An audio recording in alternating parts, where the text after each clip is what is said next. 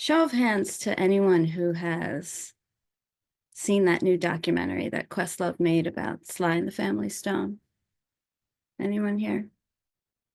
It's a must watch. It's a must watch.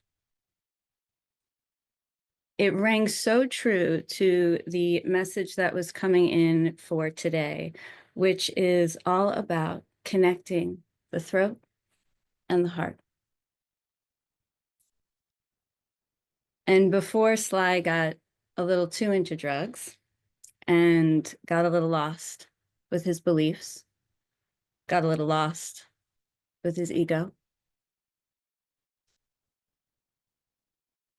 there are exquisite examples in this documentary of this man who had very clear beliefs and connected them to his voice. There was a moment in the documentary where they brought up that the Black Panthers wanted him to donate money. And he believed in freedom for all. And he believed that he was a voice for his people. But that group didn't align with him. And it was a very powerful move to observe that. Stepping out of a swarm mentality and saying that doesn't quite fit. That doesn't quite fit. And that's an important concept that we're going to be bringing into this session today. How do we stand so clear? How do we stand so clear in our truth, in our belief systems, that we're not taken over by the swarm? Because there's a lot of swarm energy flying around our environments today. And it could be very confusing. I woke up this morning and a friend of mine had sent some clip of Alicia Keys. And I promise I didn't plan this around Black History Month, but it's coming in, right? It's coming in. And there was this beautiful message that Alicia Keys was speaking of. And she said, you don't always get what you ask for. You get what you believe in. It was another ping in this message for today's meeting around how do we truly connect the throat and the heart so that we can get what we believe in, so that the words that we're speaking aren't just words. I want this, I really want this, versus, no, I want this, I really want this. In one voice, we could speak with bravado, which is not an integrated voice. Bravado is trying to access some of that heart energy, but it's not an integrated ego. And it's not one who's fully digested what their heart believes. Let Brittany in. A brave heart has digested its belief systems, has rested in its ideals, has walked through fire to get there. And so I want us to play with today, bringing in the consciousness of what it means to really speak from the heart. And it's important. I was reading that, and this isn't so surprising, but I was reading that the esophagus, it goes all the way down. Hi, Brittany. And it touches the left atrium of the heart. So the throat is actually directly connected to the heart through the esophagus. It's also connected through our vagus nerves that come down through the ears. And it goes from the heart down into the gut. And what I was reading is that there are biomarkers with how a voice sounds that can help predict heart disease. And that there are it's a 2.6 times more likelihood for CAD, which is coronary arterial disease, I believe, 2.6 more likely to have this kind of heart disease with a high voice biomarker, which is a voice that's not connected to the heart. Very interesting. There's a health issue at hand, not just a spiritual issue at hand. Why? Because they're all connected, right?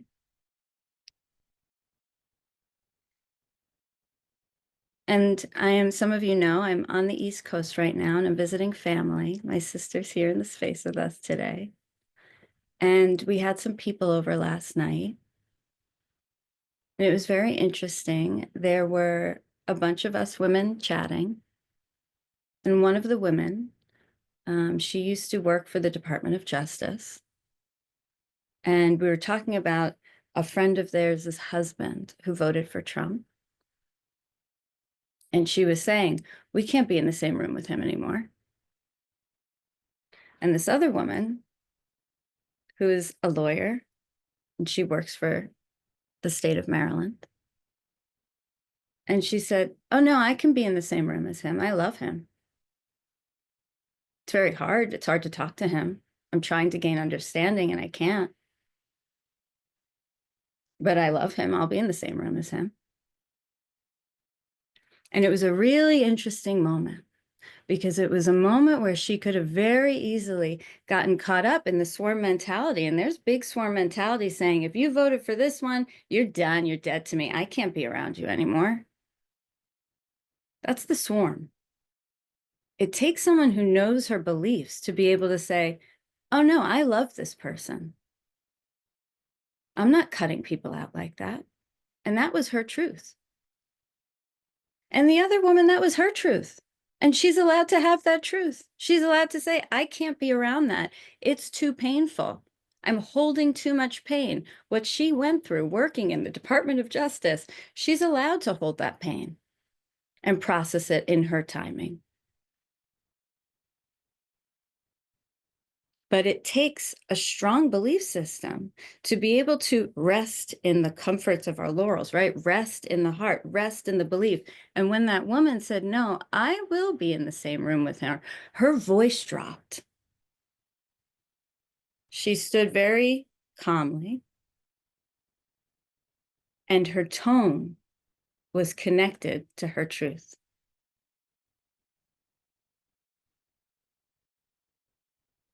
And so these are really important things that we have to give ourselves time to digest. What is my truth? What are my belief systems? Where is it different from what I'm noticing in the swarm? And sometimes the swarm mentality, which I'm going to pause and explain for a moment, it's the insect brain, right? We have the human thinking brain, we have the mammalian emotional brain, we have the lizard brain that's more about our reactivity and keeping us safe and secure, but the emotion's not there. And then there's an insect brain. And the insect brain is all about, I can't survive without my swarm. I can't think for myself. I need to think with my swarm. My brain is whole when it is in the swarm. And a lot of humans can get trapped in that. We have that capacity. And the swarm mentality, it could bring up high contrast sometimes.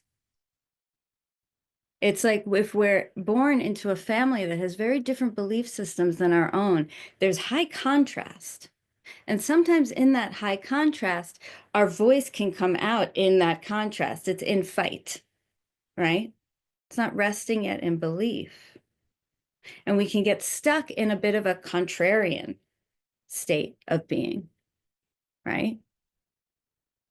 And that's important to notice. There's a difference between, oh, contrast is coming in. Let me give myself time to digest that and really fully get grounded in who I am versus get stuck in that place where we're in contrast to what the environment is bringing in. One is more integrated, and one is in a less integrated part of the process. It's part of the process. And so it's important that we notice when that swarm comes in, does it amplify some of my beliefs? Does it create contrast? Does it allow me to pause and reflect on what is it that I believe? It's a little different. It's like Sly and the Family Stone. Sly Stone said, no, I believe Black people should have freedom and freedom to create and be just as incredible as they are and not feel the racism of the country bringing us down. But he did not believe that the way to do it was through the messaging and the energetics of the Black Panther movement. There is nuance there. I believe in the same values, but I don't believe in the same system that you're using to promote those values. There's nuance, and it takes a very strong heart, an integrated heart, a voice-heart integration to be able to speak to that truth with that nuance where we are feeling even more grounded in who we are. Maybe to start shifting the swarm. Maybe to start gathering more like-minded people who are able to be in that nuance together. Maybe to be able to gather in the energetics of more integrated humans where we feel more comfort being in rooms with people who don't have exactly the same belief systems as we do, but that we can update with each other and learn with each other. But we can't do that without an integrated throat and heart. It takes time. It takes practice. I held ceremony a couple of weeks ago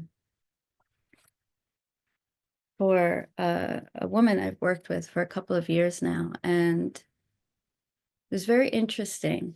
Some of you who've done ceremony with me know that oftentimes as the medicine is starting to integrate with the body, I will work with tuning forks and work with the chakra system to get us in the body, to get us in those frequencies. And as I was moving through the chakra system with her, I connected the heart and the throat. And when we got to the higher chakra, she said, wait a minute, what was it you said? I have to clear my throat so my heart can speak. And it was so interesting because when that came out of my mouth, something pinged. She felt that too. And it's been this messaging that's been coming up in her integration. And she works in service with people. And she's been noticing a difference between the way she's talking to people. She said, I used to come in and there was no difference between how I'd speak to a friend and how I'd speak to a client. And I realized that as I was sharing certain things about my personal life with my clients, I didn't want to hear their response to it. Why was I sharing that? It was like verbal diarrhea. I was just letting it come out. And she said, since this journey, she's really been thinking about what her heart wants her to speak and to whom. There's been real discernment. Maybe she'll share certain levels or layers of what's going on with her personally, but she doesn't go deep because it's not appropriate for her to in that moment. And she doesn't want the feedback from her clients on that personal level. And if we could really be in integration with throat and heart, we can make those determinations. We don't know if we're not connected. We're just talking. We're just talking. This happened, and this happened, and this happened, and I'm going through this. And it's very interesting when the heart and the throat are more connected, it does something different to our ears. We listen differently. We hear our own voice differently. And what's so interesting about what I've observed as I'm watching this process unfold, and it's beautiful to watch this process unfold in someone who has that discernment coming in. What's happening is she's recognizing she never had her throat and her heart connected. Maybe when she was a very, very little girl. But very quickly, something was severed. And so I'm bringing that in to start to create a little movement in your mind to locate some inquiry around, when did I find this connection with my throat and my heart? When did I find connection with my throat and my heart? Have I? Have I done that work yet? Maybe not. What is it that pulls us away from our truth? What is it that pulls our voice away from speaking our true beliefs? And have we ever had the space to really tune in and learn? What is it that I believe? Slightly different from what you believe, and it's slightly different from what you believe. Why? Because our stories are different and we've been through different things and we've learned different things. And if we learn to share these truths from an integrated place, we all have room to update and learn from each other. If this isn't integrated, this isn't integrated.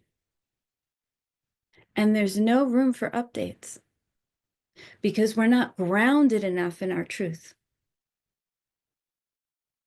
Hearing things that are different from our truth can startle us. And then our ears shut down and we can't take it in. It feels too scary to take it in.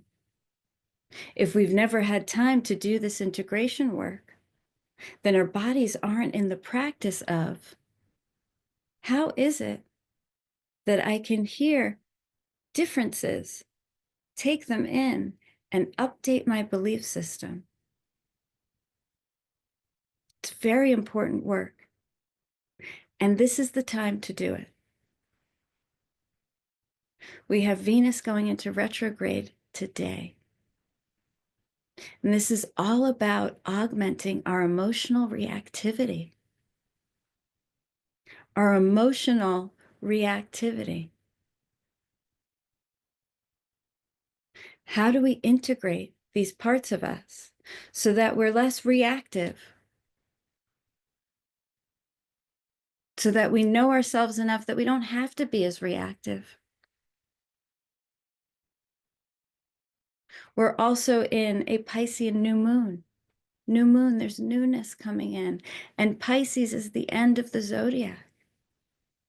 There's an end to something. There's opportunity for us to say goodbye to certain parts and update them so that we don't have to live in that metabolic inefficiency of being reactive to the world all the time. And we are in a world that is very scary right now. It makes sense for us to be reactive to it. It makes sense for us to be reactive to things that are happening in our government systems. But how do we stay more integrated with each other? And how do we integrate from those moments of reactivity so that we don't get stuck in it? It's very important. Sometimes it's creating from that place. Sometimes it's learning how to speak in a way where we're not causing danger to another, but we're speaking to someone who is safe for us to voice some of these concerns with. We can have concern about these things versus react to them. Are we giving ourselves time to digest all that's happening, or are we saying, I can't listen, I'm shutting this down? And that's okay, because it does need time and spaciousness to digest, and we have to take little bites at a time. But if we don't know where we stand, if we don't know who we are, if we don't know the beliefs that we want to promote, and they're not going to be the same as everyone else's, They'll be similar,